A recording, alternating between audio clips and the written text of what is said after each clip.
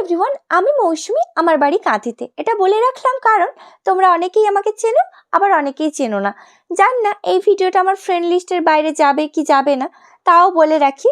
আজকে জাভেদ হাবিবের একটা সেমিনার ছিল রয়্যাল অরবিটে অ্যাজ এ মডেল, সেখানে আমি প্রেজেন্ট থাকবো। ওই জন্যই আজকে ব্লগটা তোমাদের সাথে শেয়ার করছি। ওটারই সকাল সকাল ব্রাশ করে স্কিন আইসিং করতে বসে গেছি চিয়া সিডস জল খেয়ে। আর যা ঠান্ডাটা লাগছিল, আর তোমাদেরকে কি বলবো, শীতকাল মানেই আর কি বলবো তোমাদেরকে বলো তো। তারপরে আমি চলে এসেছি শ্যাম্পু ট্যাম্পু করে। আমাকে কেমন লাগছে কমেন্টে জানাবে, কেন অনেকে তো তোমরা আমাকে বলো ফিল্টার কুইন, মেকআপ কুইন, যাই হোক। তারপরে আমি ছোলা ছাতু খেয়ে বেরিয়ে পড়েছি। আমি শ্যুটের দিনগুলোতে না বেশিরভাগ হালকা ফুলকা খাবার খাওয়ার চেষ্টা করি, যাতে একটু রোগা লাগে আর কি, আর কিছু না। তারপরে আমি চলে এসেছি হেঁটে হেঁটে রয়্যাল অরবিটে। তো আসার পরে দেখলাম ফ্লোরটা না গোটা মুছেছে, তাই জন্য আমি আস্তে আস্তে করে যাচ্ছিলাম। তারপর আমি রুমে চলে এসেছি, আমার চুলটা ভেজা। তো একজন দিভাই বলল যে চুলটা আগে শুকিয়ে নিতে হবে, তাই জন্য তারা ড্রায়ার দিয়ে চুলটা শুকিয়ে দিচ্ছিল। তো চুলটা শুকিয়ে ক্রিম্পিং করে নেওয়া হয়েছিল, কারণ অনেক কাজ বাকি আছে, তাই জন্য যেতেই কাজ শুরু করে দেওয়া হয়েছে।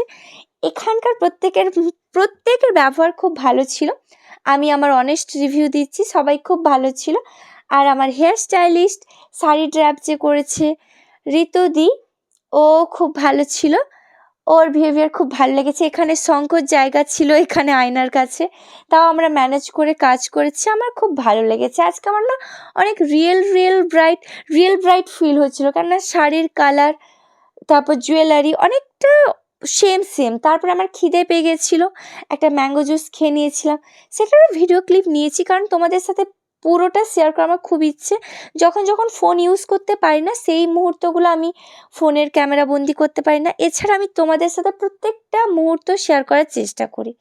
আর রয়্যাল অরবিটের রুমগুলো আমার বেশ ভালো লাগছিল, সত্যি কথা, অনেস্ট রিভিউ দিচ্ছি। তবে এই যে আয়নার জায়গাটা এত সংকোচ হয়ে গেছিলো কি বলবো। যাই হোক, আমাকে কেমন লাগছে তোমরা অনেকে জানাবে। এখন আমি মেকআপ করিনি, মেকআপ হবে সেমিনার হলে। লাঞ্চ কমপ্লিট করে নিয়ে আমি সেমিনার হলে চলে এসেছিলাম। অল্পখানেক বিরিয়ানি খেয়েছিলাম, খিদে একদম নেই।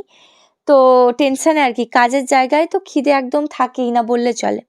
আমার আই মেকআপটা কেমন হয়েছে সবাই কমেন্টে জানাবে, কারণ এটা আমার কাজ অ্যাজ এ মডেল। তো আমি খুব এক্সাইটেড হয়ে থাকি যে প্রত্যেকটা মানুষের আমার মেকআপটা আমার ওপরে কেমন লেগেছে। তো আমার তো দারুণ লেগেছে আই মেকআপটা। এত কম সময়ের মধ্যে প্রীতি চৌধুরী ম্যাম এত কম সময়ের মধ্যে কাজটা কমপ্লিট করেছে। তিনি যেমন বিউটিফুল দেখতে, তেমন তার বিহেভিয়ার, কথাবার্তা, এ টু জেড অল গুড। আমার তো খুব ভালো লেগেছে। যাই হোক, তোমরা অনেকেই কথা বলেছো, তোমরা অনেকে কমেন্টে জানাবে। যারা যারা এই সেমিনার হলে উপস্থিত ছিলে তারা প্লিজ একবার কমেন্ট করে দিও। একটা কমেন্ট অ্যাটলিস্ট পেতে পারি, তাই নয় কি? একটা লাইক অবশ্যই করবে। আর আমার কাজ অলমোস্ট কমপ্লিট। এখানে ফটোগ্রাফার, সিনেমাটোগ্রাফার ডিসকাস করে নিয়েছিল। আমি রুমে চলে এসেছি।